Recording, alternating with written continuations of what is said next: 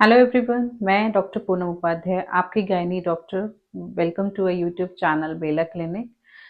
आज का जो टॉपिक है वो काफ़ी इंटरेस्टिंग है, खास करके उन फीमेल्स के लिए जो कि अभी अपने सेकेंड ट्राइमेस्टर यानी दूसरी तिमाही वाले फेज़ में है प्रेगनेंसी को लेकर के।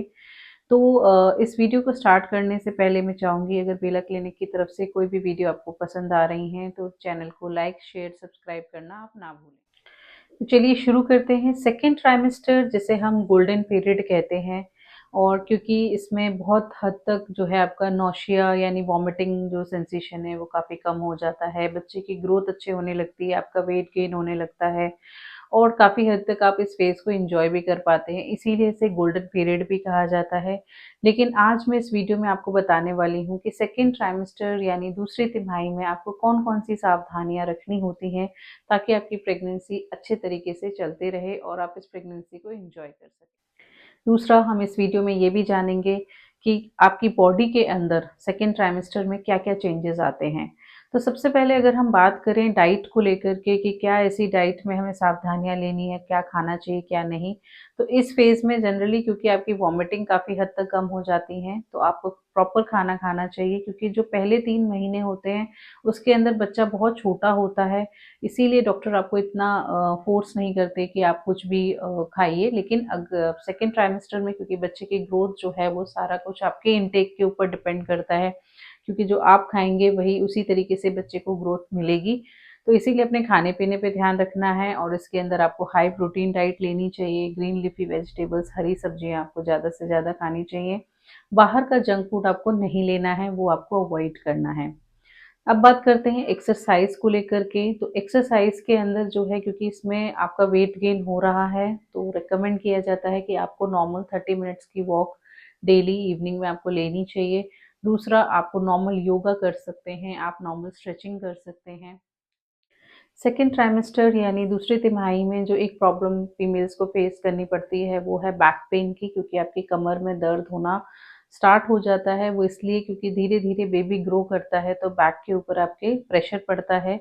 तो जब भी आप बैठते हैं तो एक पिलो का सहारा लेकर के बैठिए, और ज़्यादा देर बैठने की ज़रूरत नहीं है। अगर आपकी कोई सिटिंग जॉब है तो उसमें बीच-बीच में आपको थोड़ा-सा गैप लेकर वॉक करना चाहिए, रेस्ट लेना चाहिए एंड देन आपके काम को कंटिन्यू करिए। अब बात करें अगर हम ट्रैवलिंग की कि प्रेग्नेंसी सेकेंड ट्राइमेस्टर में आप ट्रैवल कर सकते हैं या नहीं, तो हाँ, आप ट्रैवल कर सकते हैं, लेकिन शॉर्ट डिस्टेंस आप ट्रैवल करिए। प्लस ट्रैवलिंग के दौरान आपको कुछ बातों का ध्यान रखना है, जैसे कि आप जो कंफर्टेबल सीट है उसका प्रयोग करिए, पीछे आप पिलो लगाकर बैठिए। अगर कार ट्रैवलिंग है तो थोड़ा सा कंफर्टेबल होकर पीछे ही वाली सीट पर आप बेल्ट वगैरह लगाकर आपको बैठना चाहिए। दूसरा, इसमें खाने-पीने का आपको ध्यान रखना है ट्रैवलिंग के दौरान कि कहीं लॉन्ग आवर्स आप फास्टिंग तो नहीं हो रही है आपकी, वो आपको ध्यान रखना है। एंड लेग एलिवेशन आपको रखना है, क्योंकि कई बार देखा जाता है ट्रैवलिंग के दौरान जो प्रेग्नेंट फीमेल्स होती हैं उनके पैरों में स्वेलिंग आ जाती है, तो वो चीज़ नहीं आनी चाहिए, उस चीज़ का आपको ध्यान रखना है। दूसरी तिमाही में जो दूसरा चेंजेस फीमेल के शरीर में नज़र आता है वो है स्ट्रेच मार्क्स, कि पेट पर काफ़ी तरीके के निशान आ जाते हैं, जिसको पेशेंट लेकर काफ़ी कंफ्यूज हो जाते हैं कि मैम अब क्या करना, क्या चाहिए, निशान कैसे जाएंगे, तो हम कौन सी दवाई ले लें।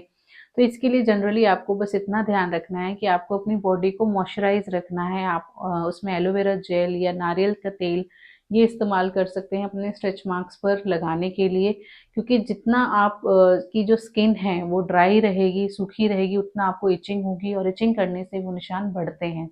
अब बात करते हैं कि सेकेंड ट्राइमेस्टर में क्या कोई पर्टिकुलर सोने की पोजीशन होती है, किस तरीके से हमें सोना चाहिए।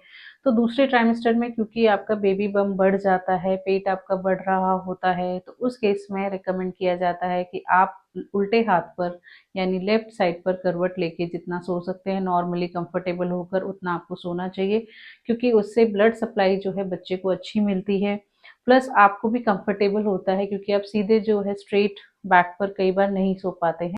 अब बात करें कि सेकेंड ट्राइमेस्टर में कौन-कौन से टेस्ट हैं जो डॉक्टर आपको एडवाइस करते हैं। जो इम्पोर्टेंट टेस्ट इसके अंदर होते हैं वो होता है लेवल 2 अल्ट्रासाउंड, जिसमें बच्चे की सारी एनोमली स्कैन हो जाती है कि बच्चे के हाथ कैसे बन रहे हैं, पैर कैसे बन रहे हैं, उसका लिवर, लंग्स, हार्ट सब कैसा बन रहा है, वो सारे अंगों के बारे में हमें पता चल जाता है, तो ये आपको स्किप नहीं करना है। दूसरा इसमें सीबीसी देखा जाता है, यानी आपके हीमोग्लोबिन वगैरह कम तो नहीं हो रहा है, थायराइड कैसा है या आपको शुगर तो नहीं है, तो वो चीज़ इसमें चेक की जाती है, इस चीज़ का आपको। अब बात करते हैं वार्निंग साइंस की, यानी पेशेंट ये पूछते हैं कि मैम हमें कैसे पता चलेगा कि अब हमें डॉक्टर के पास जाकर मिलना है और ये एक इमरजेंसी कंडीशन है। तो इसमें कुछ वार्निंग साइंस जिन्हें हम चेतावनी कहते हैं वो है, पहला साइन ये होता है कि आपके पेट में, कमर में बहुत ज़्यादा सीवियर पेन हो रहा है। सीवियर पेन, एब्डोमिनल पेन रहता है आपको, जिसमें कि आपको मेडिसिन से कोई रिलीफ नहीं मिल पाता है। दूसरा, इसके अंदर अगर यूरिन की तरह आपके जो है पानी जा रहा है तो आपको दिखाना चाहिए। बच्चे की जो मूवमेंट है, क्योंकि 20 हफ्ते तक लगभग बच्चे की मूवमेंट फील होना शुरू हो जाती है, तो अगर वो आपको कम लग रही है तब आपको डॉक्टर के पास जाना है। दूसरा, इसके अंदर अगर आपके पैरों में, हाथों में स्वेलिंग बहुत ज़्यादा हो रही है, उस केस में आपको डॉक्टर के पास जाना चाहिए। प्लस वॉमिटिंग अगर आपकी फर्स्ट ट्राइमेस्टर के बाद भी अभी तक कंटिन्यू हो रही है, उल्टियाँ बहुत ज़्यादा हो रही हैं या लूज़ मोशन हो रहे हैं, आपको डॉक्टर के पास तुरंत जा। इस केस में आपको ये भी देखना है कि अगर आपको कोई ब्लीडिंग हो रही है, कोई दाग धब्बा आपको नज़र आ रहा है, तब भी ये एक इमरजेंसी कंडीशन मानी जाती है प्रेगनेंसी में। एंड लास्ट जो इसमें देखा जाता है वो है इचिंग। अगर आपके शरीर में कहीं पर भी खुजली हो रही है, यानी कि अगर जैसे ब्रेस्ट है या एब्डोमिनल एरिया है या आपका पेट है, अगर वहाँ पर इचिंग हो रही है तो उसको नॉर्मल माना जाता है। लेकिन आपके शरीर में अगर पूरे शरीर पर, यानी चेहरे पर, हाथ पर, पैरों पर खुजली हो रही है और रेडनेस आ रही है, तो ये नॉर्मल नहीं होता। इसमें आपको डॉक्टर को दिखाना चाहिए, क्योंकि हो सकता है इसके अंदर आपके लिवर के एंजाइम्स बढ़ चुके हैं, जिसे हम ऑब्स्ट्रैक्टिव कॉलिसिस्टिस भी कहते हैं। तो इस चक्कर में आपको फिर दवाइयाँ कुछ डॉक्टर प्रिस्क्राइब करते हैं, ताकि लिवर पे स्वेलिंग आने की वजह से बच्चे की जो ग्रोथ है वो कम ना रहे, क्योंकि इसमें जो ब्लड सप्लाई है बच्चे तक, जो खून जाता है वो कम हो जाता है। तो उस चीज़ का हमें ध्यान रखना है, और इन कंडीशंस में आपको डॉक्टर को दिखाने के लिए तुरंत अपने नियर बाई जो भी अस्पताल हैं जहाँ आप डॉक्टर को दिखा रहे हैं, वहाँ पर आपको जाना चाहिए। सो ये कुछ बदलाव हैं जो सेकेंड ट्राइमेस्टर में आपको नज़र आ सकते हैं, यानी आपके दूसरे तिमाही में आप देख सकते हैं अपने शरीर। आई होप आपको इस वीडियो में पता चला होगा कि सेकेंड ट्राइमेस्टर में आपके क्या-क्या शरीर में बदलाव आने वाले हैं और आपको कौन-कौन सी सावधानियाँ रखनी हैं। अगर आपको ये वीडियो पसंद आया है तो इस चैनल को लाइक, शेयर, सब्सक्राइब करना ना ही भूलें, ताकि हम आगे आने वाले टॉपिक्स पे भी आपको और अपडेट्स दे पाएँ। सो मिलते हैं नेक्स्ट वीडियो में, जिसमें हम तीसरे तिमाही के बारे में बात करेंगे, यानी कि थर्ड ट्राइमेस्टर में क्या-क्या सावधानियाँ लेनी चाहिए और आपके शरीर में क्या-क्या बदलाव देखने को मिलते हैं। Thank you.